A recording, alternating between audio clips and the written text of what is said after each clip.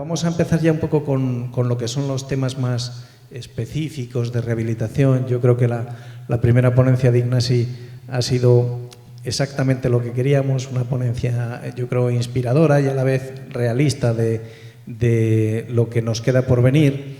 Pero, sin embargo, la parte de rehabilitación, la parte de las estrategias viene avanzando, digamos, de otra manera. Vamos a tratar de ser un poco breves para ganar ese poquito de retraso que estamos ya acumulando. En primer lugar, la estrategia de rehabilitación energética del sector de edificación forma parte de una serie de documentos de planificación a largo plazo, ¿no?, que estaban pensados específicamente para dibujar un marco de impulso a la rehabilitación. Digamos que nos planificamos, hicimos instrumentos a largo plazo. Isabel, ¿qué supuesto la ERESE, qué han supuesto las sucesivas estrategias que se han ido aprobando en este camino hasta ahora? ¿En qué punto estamos con esto? Pues a ver, haciendo un repaso, la ERESE actualmente revisada, la de 2020, es la tercera revisión. Es un documento estratégico que deriva de una obligación de la Directiva 31/2010 de eficiencia energética de edificios. Es la directiva que ahora mismo está en revisión, está en trílogos en Europa.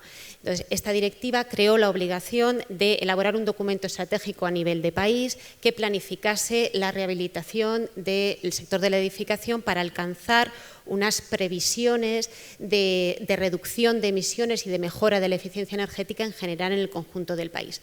Es un documento que desde la primera revisión, la primera ERESE, que fue la de 2014, que se revisó en 2017 y se volvió a revisar en el 20, es un documento técnicamente muy sólido, y así ha sido valorado en todas las ocasiones, que generó unos debates muy interesantes y fue muy bien acogido por el sector, tanto por las administraciones públicas, asociaciones relacionadas, los colegios profesionales, un documento muy valorado y donde se exponían unas ideas muy interesantes, pero es verdad que quizá le ha faltado el impulso hasta llegar al momento actual que estamos de una circunstancia que animara el que todas esas ideas, que eran muchas, se pusieran en marcha.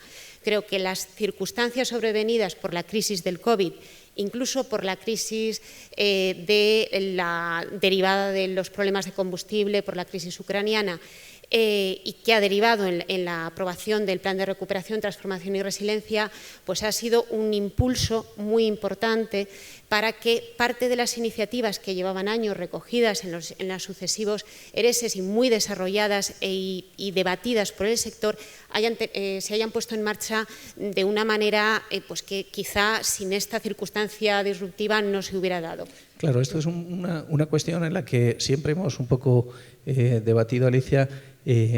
Claro, hemos pasado por estrategias que se plantean a largo plazo y, sin embargo, en muy corto plazo hemos tenido por lo menos 3. Esto, al final, desde el punto de vista de los agentes del sector, no solo de las administraciones, esto nos incorpora confusión, nos incorpora… esto, ¿a qué responde? ¿A inconsistencias en los documentos? ¿Nos traslada problemas de seguimiento, de comprensión? ¿Cómo ves tú esto de una estrategia a largo plazo y que la renovamos o la revisamos cada año y medio o cada 2 años, ¿no? Bueno, en realidad creo que todo el sector ha estado muy implicado en los procesos participativos que ha habido para las estrategias y ha servido para aunar a todo el sector, ponerles en común, revisar lo que había en la ERESE, que ahora comentaremos también en el punto del trabajo que se ha hecho ahora, pero yo creo que más que confusión ha ayudado a juntar al sector y la gente ha querido ser parte de esos procesos participativos, veía que lo que iba a proponer iba a formar parte de algo que iba a ser a nivel nacional. Y eso yo creo que ha motivado mucho al sector para trabajar en rehabilitación. Ahora mismo estamos en pleno proceso de revisión de la 2020, de la ERESE 2020. Isabel, desde el Ministerio, ¿qué se ha pretendido exactamente con esta revisión? ¿Cuál es el motivo, el alcance que os fijasteis con este proceso de revisión? Lo que se hizo fue un proceso de revisión de la Estrategia 2020 en el marco del Plan de Recuperación. Se hizo una revisión de una serie de líneas de trabajo que marcaba la AERESE, escogidas por unos grupos de trabajo con el hito incorporado en el Plan de Recuperación de publicar esas recomendaciones de los grupos de trabajo en junio de 2023. Venía a ser como efectivamente una revisión de la revisión fuera de fecha. La estrategia ahora mismo va a tener que convertirse como consecuencia de la próxima aprobación de la nueva directiva de PBD en un Plan Nacional de Rehabilitación de Edificios, pero es verdad que este proceso de revisión que hemos hecho nos ha servido para hacer un diagnóstico de todas las líneas de actuación que se habían llevado a cabo, además con el impulso del Plan de Recuperación, y de poner el foco en determinadas líneas que nos parecía que merecía más la pena que analizáramos de qué manera se podían trabajar o continuar afrontando desde los distintos agentes. Lo que se hicieron fue reforzar, de hecho, los grupos que ya estaban enunciados en la AERESE 2020. Estos procesos se han hecho de manera participativa. Yo creo que sería bueno que explicáramos un poco a los asistentes cuál es la importancia, realmente la aportación de este método participativo que en buena medida habéis dirigido desde GBC.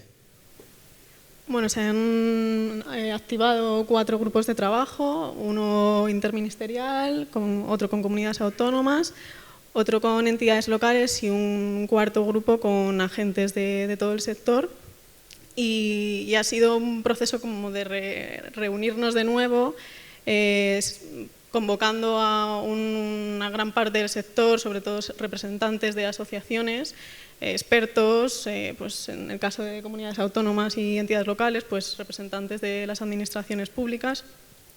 Y como comentaba Isabel, se pusieron sobre la mesa primero una serie de medidas que quizá pues necesitaban un empujón adicional porque no se estaban implementando al ritmo que deberían, y se hizo una primera reunión con ellos para, entre todos, realmente priorizar la urgencia que tenían esas medidas, si faltaban otras, si la gente que estaba convocada tenía experiencia y cosas que aportar en eso, que era un factor imprescindible para luego poder decir estamos proponiendo una hoja de ruta que podemos llevar a cabo, ¿no?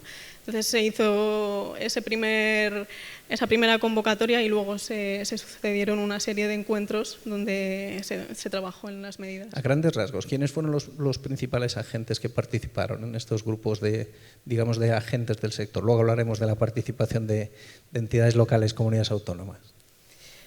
Pues siempre hemos querido atraer a los diferentes sectores implicados. El sector de la construcción, pues estaban las asociaciones de reformas, de servicios energéticos. También, como siempre queremos, atraer al mundo financiero. Hubo varias entidades financieras implicadas, aseguradoras, mucha parte del mundo de la energía, también de renovables. Y sobre todo los representantes de la ciudadanía, como son ONGs, ¿no? y asociaciones de activismo. ¿Ha sido una pelea de intereses o ha sido una colaboración, digamos, con un objetivo común más, de visión más amplia? Bueno, siempre suceden estas cosas que cada uno viene a contar su libro, pero en el caso del grupo del sector, la mayor parte de la gente ya se conocía, se habían encontrado en otros foros como AUNA, ya no eran nuevos, entonces sí que nosotros, coordinando los grupos, hemos intentado mirar hacia adelante, no pararnos en las barreras, sino ponernos todos manos a la obra. Muy bien.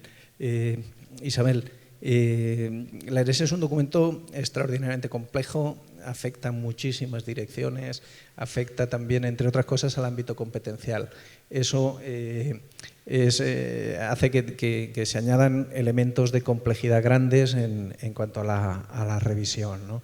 ¿Cómo seleccionasteis los temas? ¿Cómo habéis hecho o estructurado la colaboración entre administraciones autonómicas, administraciones locales, la propia administración central? Eso es importante que lo podamos conocer. Sí.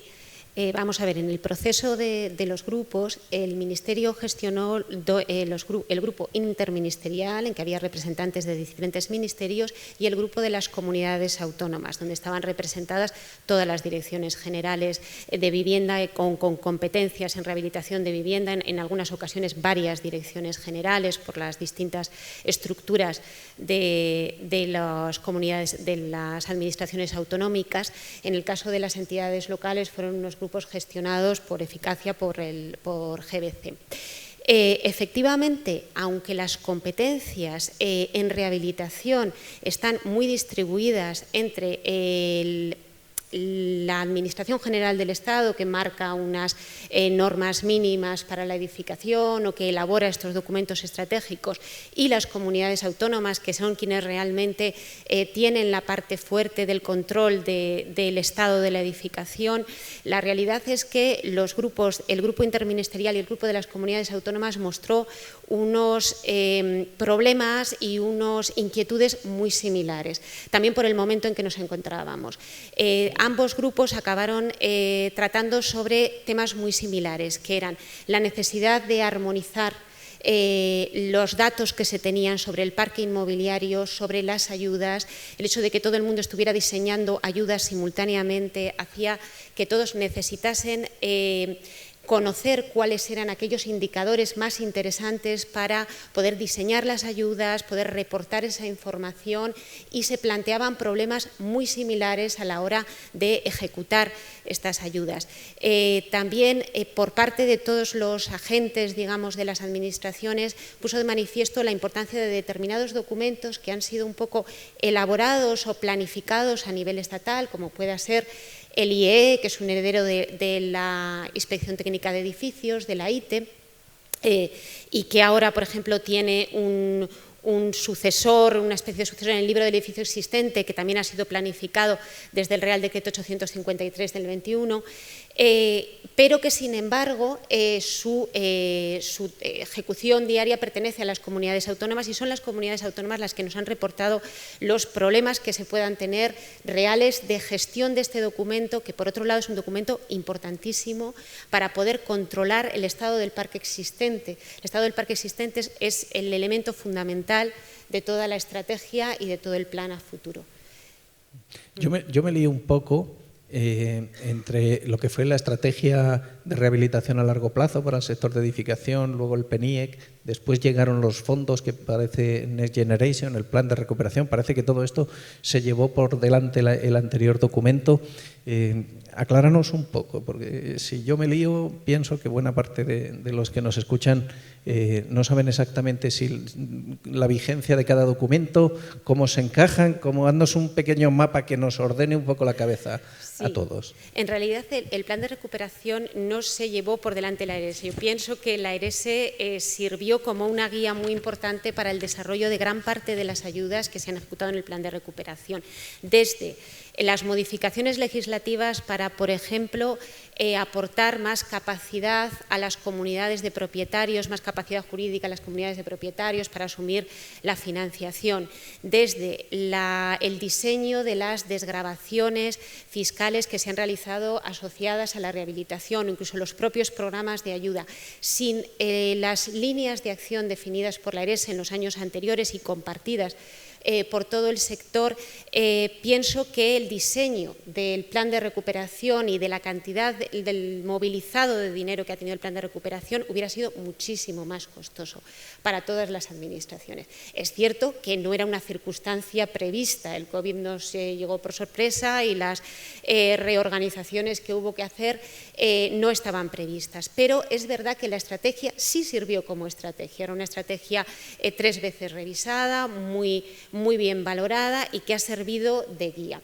¿En qué momento estamos ahora? Pues la directiva que se está revisando, que está en trílogos en este momento en la Comisión Europea y que esperamos que se apruebe a finales, principios de año, lo que pide es que las estrategias de rehabilitación se conviertan en planes nacionales de rehabilitación. Hablaremos después de los planes digamos, hacia la directiva de eficiencia energética. Y planes además integrados en el Plan Nacional, Integrado de Energía y Clima. Exacto. Vale. La revisión, desde mi punto de vista, ha sido, y enlazo con una cosa que ha dicho el consejero en su presentación esta mañana, dice, ya no es casi momento de decir lo que se va a hacer, sino es casi momento de rendir cuentas, ¿no? De alguna manera, la revisión que se ha planteado de la ARS, desde mi punto de vista, ha sido una revisión más cualitativa que cuantitativa. Hemos revisado lo que hemos hecho, pero no tanto lo que hemos conseguido, ¿no? Y por lo tanto, a mí sobre esta parte me gustaría que no se nos pasara este momento sin por lo menos dar una primera impresión de por qué ha sido así, de si deberíamos haber profundizado más o si simplemente lo tenemos para un momento posterior que va a llegar dentro de esperemos no mucho. Sí, efectivamente, se ha revisado a lo mejor más lo cualitativo que lo cuantitativo. Nunca llegamos, tenemos unos objetivos muy ambiciosos, unos objetivos ya en la ARS actual marcados por el Plan Nacional Integrado de Energía y Clima, y es difícil llegar a la cantidad de edificación rehabilitada, a pesar de haberse dado un impulso importante. Entonces, es necesario continuar y avanzar, y también es necesario mejorar la toma de datos de la situación del parque inmobiliario, y en esto es verdad que estos documentos sobre el estado del parque son muy importantes, y la toma de datos sobre las actuaciones de rehabilitación que se han llevado a cabo. Una cosa muy buena del plan es que el plan exige muchísimo y exige mucho en cuanto al reporte de los resultados obtenidos. Esto pensamos que va a cambiar sustancialmente la toma de datos que podamos tener a partir de ahora. Ha sido una de las líneas en que las administraciones públicas estaban más preocupadas. Hemos reforzado mucho toda la coordinación con el Instituto Nacional de Estadística, con la Dirección General de Catastro, pero también hemos planificado la revisión de la estadística de construcción, que es un instrumento que fue muy válido en su día, pero que necesitamos que dé una vuelta, que nos aporte información de mayor utilidad, pero es cierto que tenemos que llegar a los objetivos cuantitativos y ser capaz además de conocerlos, de tener esos datos agregados correctamente tomados. También en esto es muy importante el proyecto del Registro Centralizado de Certificaciones Energéticas. Es un proyecto que lleva mucho tiempo, se basa en todos los registros autonómicos, pero va a poder aportar una información muy importante sobre el estado del parque. Claro, una de las novedades que tuvo la última estrategia, la ARS 2020, con la que estamos en vigor, fue que por primera vez definió una batería de indicadores para hacer un seguimiento, ¿no?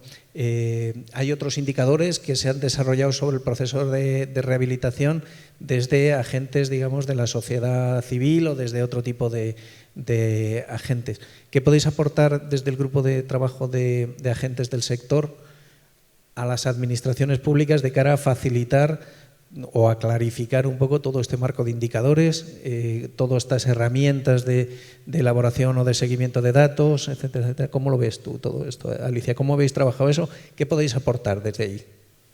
Sí, el tema de los datos ha sido transversal en los 4 grupos de trabajo. En realidad hay muchas buenas prácticas ya desarrolladas en este ámbito, como es el marco de indicadores Buildupon, que es una de las buenas prácticas que se incluyó en el grupo de entidades locales y que participaron agentes del sector, que era un marco que se puso en marcha en Valladolid y en Zaragoza.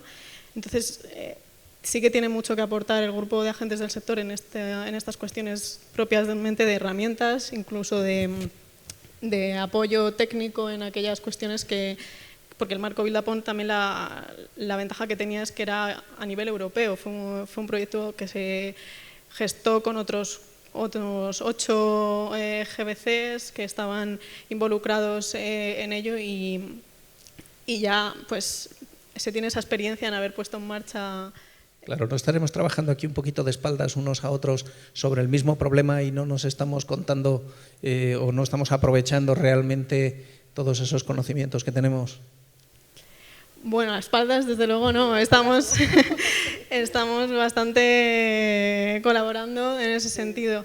Es verdad que es inevitable al final que haya distintos ritmos de desarrollo, ¿no? Y eso también se ha visto en el grupo de entidades locales ciudades de distinto tamaño, ¿no?, que consultaban unas a otras cuestiones muy prácticas, incluso de oficinas de rehabilitación que también pues hacen su seguimiento de las ayudas que se están dando y las obras de rehabilitación que se están poniendo en marcha, ¿no? Entonces, en eso estamos, justamente. Yo he visto en el proceso de revisión que se ha hecho, se han puesto de manifiesto muchas asimetrías entre comunidades autónomas, entre administraciones, entre distintos agentes, fundamentalmente entre comunidades autónomas. Se están haciendo cosas muy diferentes en unas y otras. Yo creo que en casi todas las comunidades autónomas hay al menos una o dos buenas prácticas que de verdad deberían extenderse, o que ¿cómo tenéis pensado trabajar en el aprovechamiento un poco de estas cuestiones que se han puesto de manifiesto y cómo podemos establecer mecanismos de aprovechamiento, no sé si de estas sinergias, de estas buenas prácticas? ¿Cómo pensáis enfocar esto? Efectivamente, a pesar de que las comunidades autónomas trabajan en comisiones bilaterales desde hace mucho tiempo, que está el ejemplo del Plan Estatal de Vivienda, sí que a la hora de desplegar una cantidad de ayudas tan importantes hubo problemas y hay problemas de armonización, o lo que hemos dicho de los indicadores, se manejan diferentes indicadores, y sí que esa necesidad de armonización ha sido manifestada por todas las comunidades autónomas. El propio grupo con las comunidades autónomas se ha demostrado que es un órgano de coordinación muy bueno para este tipo de ayudas. Pensamos que es un grupo que debe consolidarse con este o con otro nombre, con este o con otro paraguas. En este momento desde el Ministerio se está desarrollando el Consejo sobre la calidad de la arquitectura, y es posible que un instrumento para coordinar la rehabilitación a nivel de país y que tenga sirva de foco sobre la estrategia o el futuro plan sea un órgano necesario para mejorar la coordinación que ya existe, pero ha sido una demanda la armonización por parte de todas las comunidades autónomas, incluso por parte de las ayudas que han sido manejadas por distintos ministerios. También hay una necesidad de coordinación y distintas partes del mismo ministerio, que en nuestro caso no sucede así. Sí. Muy bien. Vamos a intentar avanzar ahora un poco en lo que han sido conclusiones y resultados relevantes. Yo os había pedido a cada una de vosotras que previamente a esta sesión prepararais 3, 4 cuestiones que consideréis que han sido destacables en las conclusiones que se han tenido en marcha, y que expliquemos un poco brevemente cuáles son las 3, 4 medidas que consideráis que son más urgentes, que son más determinantes y que son más viables de poner en marcha en el corto plazo. ¿Empiezas tú, Isabel? Empiezo yo misma. Dentro del grupo interministerial hay una medida muy necesaria, no tanto porque se haya demostrado, sino porque va a ser una obligación. La próxima directiva va a marcar lo que se denominan los MEPs. Es un acrónimo en inglés, son las normas mínimas de eficiencia energética para edificios, son unas normas, unos niveles que se va a pedir a la edificación en unos plazos de tiempo.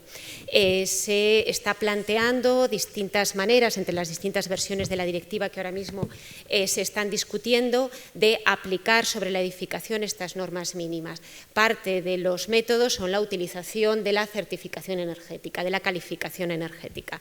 Para utilizar la calificación energética, para poder alcanzar estos MEPs, es necesario, por lo menos en España, porque además la directiva va a unificar, digamos, cómo es la certificación, va a ser más duro en la definición, no va a dejar tanta libertad a los países. En España va a ser necesario hacer una revisión de la calificación. Tenemos un documento que es un muy buen documento, que es muy exhaustivo, que divide la calificación en 6 climas de invierno, 4 climas de verano, da muchísimo margen, mucha información sobre las posibilidades de mejora del edificio dentro de su zona climática, pero es verdad que cara a lo que nos va a pedir la directiva va a ser necesario una calificación más global, una calificación a nivel país, que realmente lo que ponga de manifiesto es aquellos edificios que están en una peor situación respecto al consumo y que tienen un margen de mejora más inmediato. Entonces, esta revisión de la calificación que viene por los MEPs es una de las primeras cuestiones que afectan sobre todo a los ministerios y que va a afectar a las comunidades que manejan todos los registros de certificaciones energéticas. La segunda cuestión es la revisión de los documentos sobre el estado de los edificios, la famosa IT que se convirtió en el IEE y de qué manera otros documentos como el libro del edificio existente o la transformación del certificado en el pasaporte de renovación de edificio nos van a aportar documentos que sean eficaces para poder revisar el estado del parque y sobre todo aprovechar el aparato que hay ahora mismo para la revisión del parque, porque una de las mayores dificultades que se han puesto de manifiesto, las administraciones como todo no son infinitas, no disponen de recursos infinitos ni de gente infinita para revisar, inspeccionar y en su caso incentivar de alguna manera la rehabilitación, y hay que utilizar aquellos instrumentos que ya existen, poner en valor lo que ya vale de ellos y a lo mejor incluso pulir aquellos aspectos que puedan ser de menor utilidad. Y luego la última cuestión es la que ya hemos hablado, la necesidad de mejorar los datos, porque pensamos realmente desde el Ministerio que estamos mejor de lo que creemos, pero que en muchas ocasiones no tenemos datos suficientes para conocerlo, pero de mejorar la toma de datos y de mejorar cuantitativamente en los objetivos de la estrategia. Muy bien, por lo tanto, vamos a tener en los próximos meses o en el próximo periodo que aprender a hacer nuevos sistemas de certificación energética, ¿no? Y por lo tanto aquí vamos a tener que hacer una transición. Una transición, ¿no? Cómoda, esperemos que cómoda. Vale, sí. Trataremos de hacerlo lo más cómodo posible y además trataremos de ver cómo somos capaces de hacer eso aumentándole el prestigio a la propia certificado de eficiencia energética, ¿no? Digamos, con métodos que a la vez que sean más sencillos, sean más certeros, ¿no? O más exactos, ¿no? Eso sería mejorando la calidad, porque es cierto que era una demanda habitual la mejora de la calidad de la certificación. Y poniendo en valor la certificación actual, que es un instrumento que sí que aporta muchos datos, pero es cierto que el dato del consumo, que es el fundamental contra el que van los MEPs, pues hay que mejorarlo para tener una mejor foto, que es la realidad. Y también dentro de lo que es este congreso, IT más 3R, yo creo que toda esa parte de IT, IE, libro del edificio existente, pasaporte de renovación energética, nos estaremos haciendo muchos documentos que tienen enormes zonas de intersección y que nos van a acabar complicando.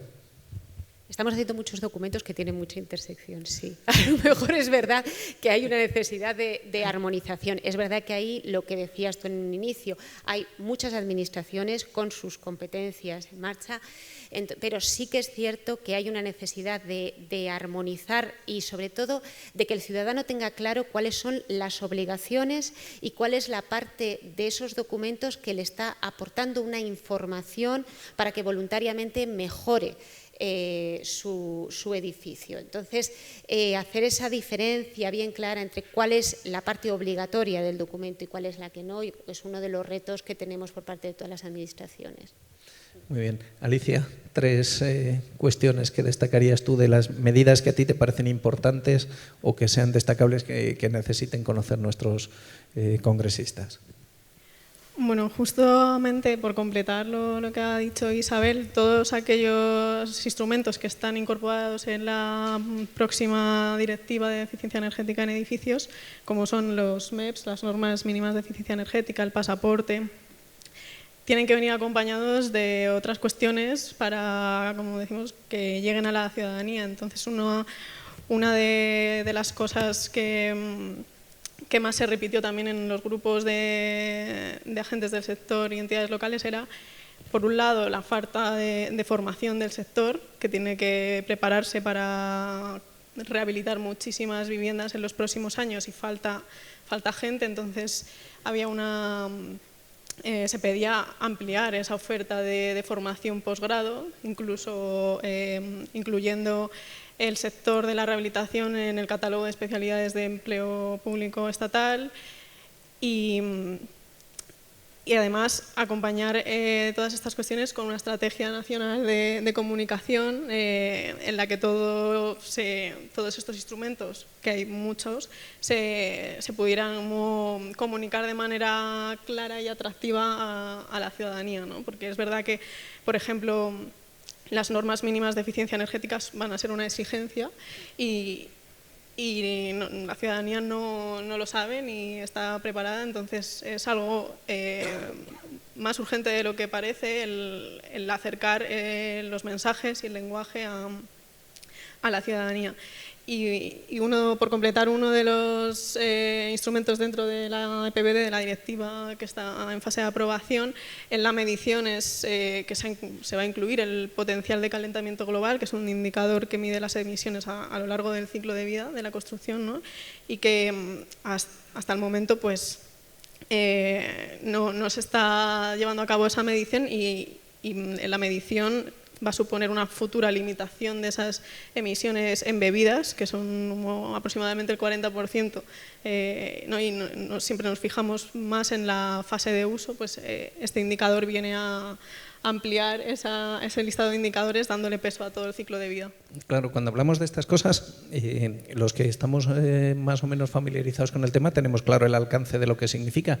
Yo no sé si nuestros congresistas, muchos de ellos, tienen claro lo que significa tener que declarar el indicador de contenido de calentamiento global en sus proyectos o en sus obras.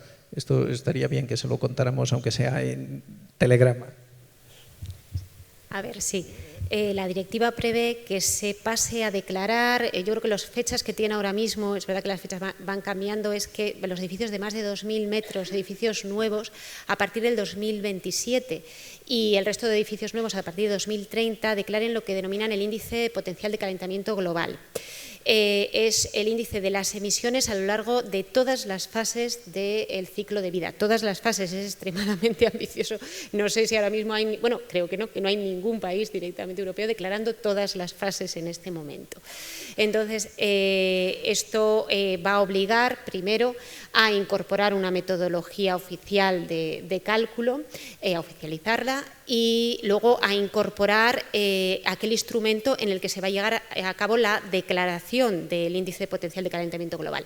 Es previsible que el instrumento sea la certificación por muchos motivos, porque es un documento que ya se dedica a declarar, tiene ese carácter de declaración, por el propio aparato de la certificación, aparato administrativo que hay detrás de la certificación energética, porque aquello de que hay que aprovechar los recursos que ya se tienen y que se tienen en marcha, pero es verdad que es un reto muy importante porque, bueno, declarar todas las fases cuando más o menos llevamos el trabajo que llevamos para la fase operacional y lo que ha costado y la calidad del dato, pues verdaderamente es un objetivo muy ambicioso. Claro, claro, sí. Eso es a lo que yo me refiero, ¿no? Cuando estamos hablando de la certificación energética o la declaración de eficiencia, la calificación energética, estamos hablando de declarar los consumos y emisiones en fase de uso, ¿no? Pero estamos hablando de que vamos a tener que hacer, no dentro de mucho tiempo, análisis de ciclo de vida completos de los propios edificios.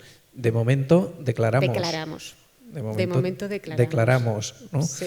¿Cómo está, Alicia, tú que tienes alguna información, la parte de definición de la línea base de carbono? Sé que estáis en GBC dirigiendo algún proyecto interesante en este punto y que quizás sería interesante comentar. Sí, realmente estamos participando también con Isabel en un proyecto que es en toda Europa, entonces estamos viendo de primera mano cómo lo están haciendo otros países más avanzados como Finlandia, Francia, y en España se está haciendo pues un primer testeo con un número limitado de edificios para tener una metodología de cálculo armonizada en ese sentido, viendo pues, diferencias entre bases de datos. También es un mundo complejo ahora mismo, pero es verdad que es un avance estar en un proyecto donde puedes ver como se hace en otros países de Europa que van un pasito más adelantado y intentar evolucionar para tener datos de calidad. ¿Para cuándo tendremos resultados Pues ese proyecto termina el año que viene, en junio del año que viene. O sea que... Muy bien, aprovecharemos seguramente el siguiente congreso para rendir cuentas de ese proyecto. Repasando.